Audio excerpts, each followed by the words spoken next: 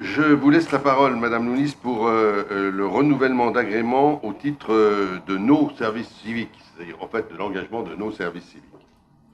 Voilà, donc la politique d'engagement de service civique au sein des services de la ville existe déjà depuis 2016. Et la collectivité, donc il y a eu ce premier agrément qui est allé jusqu'à 2019. Donc c'est des agréments de 3 ans. La ville en a obtenu un second qui va s'arrêter là au mois de juillet. Et donc, pour nous permettre d'accueillir d'autres services publics, nous devons passer cette délibération pour obtenir un nouvel agrément qui, normalement, devrait courir jusqu'en 2025. Alors, les candidats au service civique sont des jeunes de 16 à 25 ans, avec ou sans diplôme. Donc ça peut être des jeunes diplômés et qui ont besoin d'une expérience professionnelle ou d'être confortés dans le projet vers lequel ils ont envie d'aller, ou des jeunes non diplômés qui ne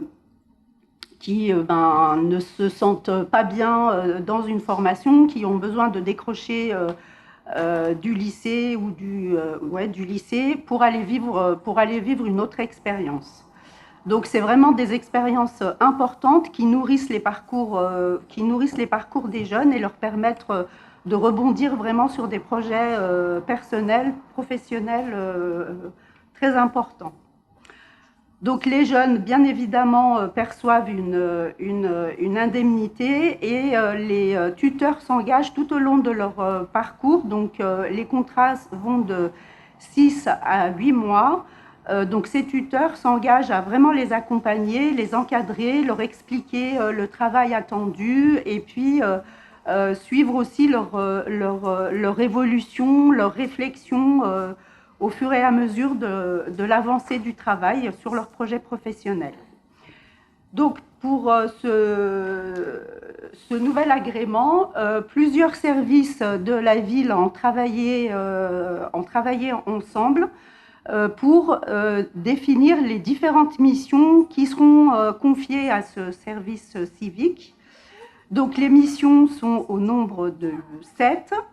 Elles ont été définies donc en lien avec le service jeunesse politique de la ville, dans lequel se trouve le J.5 et l'espace de vie sociale, la bulle et puis la bibliothèque Pierre Gouy. Donc chacun avec un nombre de missions voilà, qui ont été arbitrées entre eux. Donc, le fil rouge de toutes les missions, donc je ne sais pas si vous voulez que je vous les lise. En tout cas, le fil rouge de toutes les missions qui seront confiées à cette personne, au jeune qui sera engagé, c'est vraiment de renforcer le lien social. C'est la lutte contre l'isolement, et notamment l'isolement des personnes âgées, mais pas que. Des actions de médiation. Donc, pour pouvoir faciliter et rendre l'accueil à la fois à la bibliothèque et à la bulle plus simple pour les personnes qui n'osent pas y aller de façon spontanée.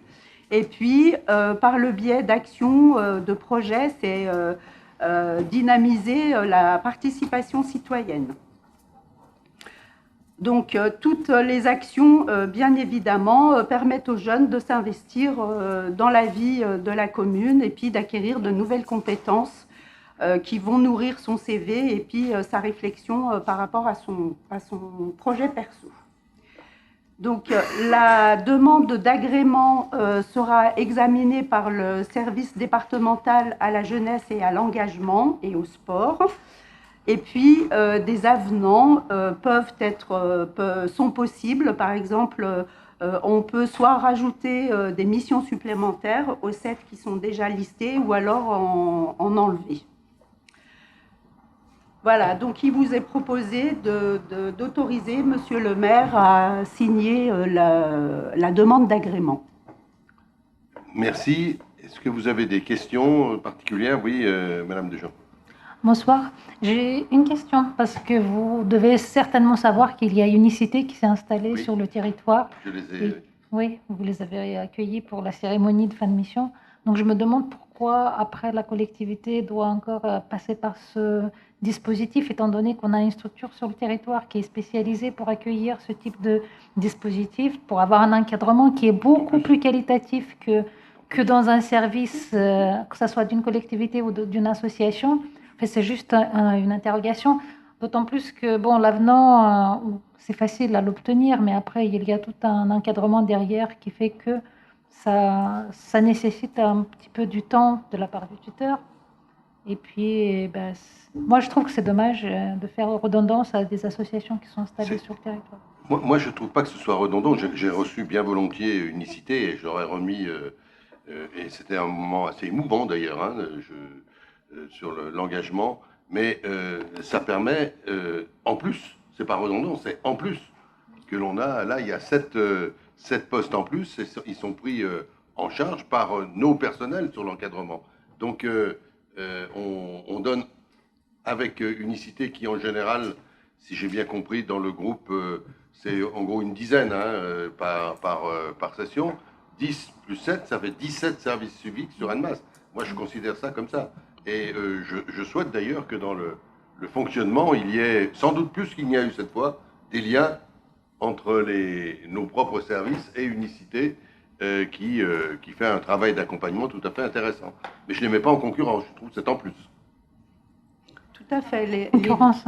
Je ne parlais pas de concurrence, c'est juste que l'Unicité aurait la capacité d'accueillir plus. S'ils en ont accueilli même pas 10 cette année, c'est parce qu'il n'y en a pas eu de candidats. Oui, et qu'on n'a pas le vivier sur Annemasse. Ouais.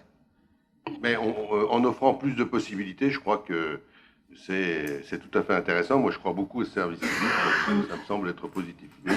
Et puis, si les 3 services qu'on a cités se sont positionnés pour l'accompagnement, c'est que c'est des services qui ont vraiment l'expérience d'accompagner des services civiques. Et c'est vrai que plus il y a d'opérateurs, plus on peut accueillir, de jeunes. Et le travail qui est fait entre les 3 services, il est vraiment, ça permet à la personne qui va venir sur ce poste d'avoir vraiment un accompagnement riche, nourri et vraiment transversal. Donc, comme l'a dit Monsieur le maire, je pense que les deux structures ne se marchent pas dessus. Bien au contraire, il y a des liens entre Unicité et les services, notamment le service jeunesse. Et même les services civiques que j'ai reçus là d'Unicité, beaucoup avaient travaillé avec nos propres services en plus. Hein. Ils étaient... Voilà. Donc c'est plutôt, moi je trouve tout à fait intéressant d'additionner les possibilités. Là où je vous rejoins, je suis malheureusement pas sûr qu'on ait 7 ici et 10 là-bas, c'est-à-dire qu'on en a 17. Voilà. Mais espérons en avoir le maximum et offrir ces possibilités. Est-ce qu'il y a d'autres interventions? Oui. Oui, monsieur le maire, merci. Je voulais juste ajouter aussi peut-être un élément important dans le cadre de ces services civiques, c'est qu'à l'issue de ces contrats, à peu près 80% de ces jeunes trouvent une issue favorable. Donc que ce soit une formation, un emploi ou une alternance, on a des taux de réussite qui sont intéressants. Voilà, je voulais juste ajouter ça et c'est important effectivement de continuer et en tout cas d'avoir l'agrément pour pouvoir poursuivre ces contrats. Merci. Je pense d'ailleurs, pour aller dans le même sens, que sur un CV, avoir fait une année de service civique sur un thème, c'est un plus aujourd'hui, parce que ça montre l'engagement, l'ouverture du jeune, et je trouve que c'est très positif. Est-ce qu'il y a des... On a terminé le débat, pas d'autres questions? Est-ce qu'il y a des votes contre, des abstentions? Merci.